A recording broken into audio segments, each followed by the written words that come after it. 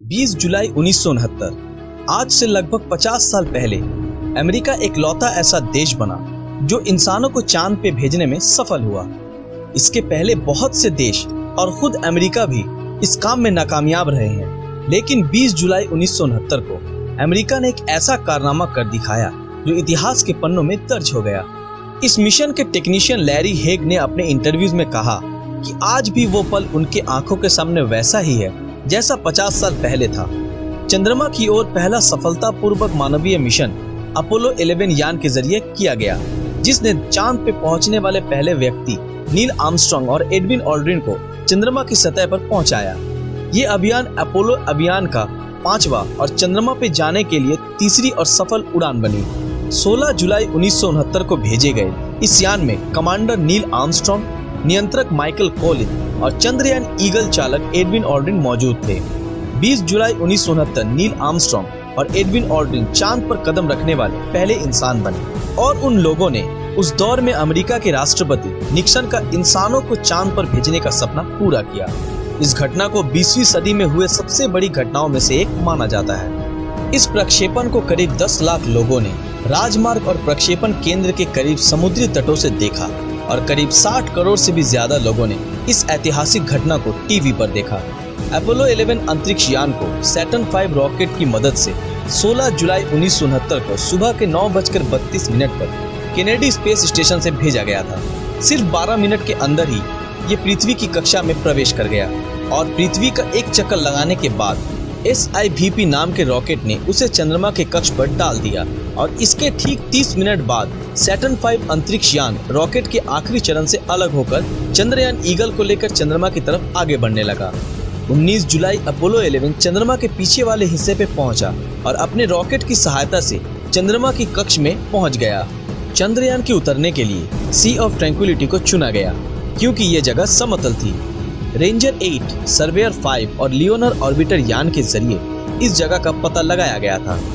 20 जुलाई 1969 को चंद्रयान ईगल मुख्य यान कोलंबिया से अलग हो गया। कॉलिंस जॉब अकेले कोलंबिया यान में रहकर ईगल यान का निरीक्षण कर रहे थे ताकि उसे चंद्रमा की सतह पर उतरने में कोई दिक्कत न आए। इसके बाद नील और ऑल्ड्रिन ईगल के जेट डाउन इंजन को स्टार्ट कर चंद्रमा पर उतरने की तैयारी करने लगे। यान के लैंडिंग की प्रक्रिया शुरू होने के बाद एंगस्ट्रॉम ने यान के अपने पथ से दूर जाने का संकेत स्पेस सेंटर को भेजा। ईगल अपने निर्धारित समय से 4 सेकंड आगे चल रहा था। इसका मतलब ये था कि वे चुने गए जगह से मीलों दूर उतर सकते हैं। तभी ईगल कंट्रोलर और डायरेक्शन कंप्यूटर ने खतरे के सिग्नल भेजने शुरू कर दिए, जिससे आर्मस्ट्रांग और ऑल्ड्रिन जो कि खिड़की से बाहर का नजारा देखने में मशगूल थे, उनका ध्यान उनके कंप्यूटर पर गया और एंगस्ट्रॉम ने देखा कि उनका कंप्यूटर उनके यान को बड़ी बड़ी चट्टानों और गड्ढों की तरफ ले जा रहा है। और तभी एंगस्ट्रॉम ने बिल्कुल भी देर न करते हुए यान ऑटोमेटिक प्रणाली को बंद कर दिया और यान का कंट्रोल अपने हाथों में ले लिया और उनके इकलौते साथी ऑल्ड्रिन की मदद से 20 जुलाई की रात 8:17 पर ईगल यान को सही सलामत चांद की सतह पर उतारा और उस वक्त यान के डाउन इंजन में सिर्फ 14 सेकंड का ही ईंधन बचा था। इसका मतलब ये था कि अगर जरा सी भी देर हो जाती तो उनके साथ कोई भी बड़ा हादसा हो सकता था, लेकिन किस्मत ने भी उनका साथ दिया और वो सही सलामत चांद की सतह पर लैंड करने में कामयाब रहे। आर्मस्ट्रांग ने अपोलो 11 के लैंड किए गए जगह को ट्रैंक्विलिटी बेस का नाम दिया और ह्यूस्टन केंद्र को संदेश भेजा। संदेश ये था कि ह्यूस्टन, ये ट्रैंक्विलिटी बेस है और ईगल लैंड कर चुका है। चंद्रमा की सतह पर कदम रखने से पहले ऑल्ड्रिन ने एक संदेश भेजा। उन्होंने कहा, मैं इस चंद्रयान का चालक हूँ। इस संदेश को सुन रहे सभी लोगों से मैं गुजारिश करता हूँ कि आप लोग कुछ देर मौन रहकर पिछले कुछ घंटों में हुए घटना को याद करें और अपने अपने तरीके से ऊपर वाले का शुक्रिया करें और इस मिशन के पूरे होने की दुआ मांगो। अपोलो 11 के लैंड के 6.5 घंटे बाद 21 जुलाई रात के 2:46 पर नील आर्मस्ट्रांग ने चंद्रमा पे अपना पहला कदम रखा और कहा, इंसान के लिए ये बस एक छोटा सा कदम है, लेकिन इंसानियत के लिए मानो ये एक बहुत बड़ी छलांग है। अगले 2.5 घंटों तक आर्मस्ट्रांग और ऑल्ड्रिन मिलकर तस्वीरें लेने, नमूने जमा करने और पत्थर जमा करने में लगाए। इसके बाद दोनों ने मिलकर early Apollo scientific experiment package की स्थापना की और अमेरिकी झंडा लहराने की तैयारी में जुट गए और इस काम के लिए उन्हें 2 घंटों से भी ज्यादा का समय लगा।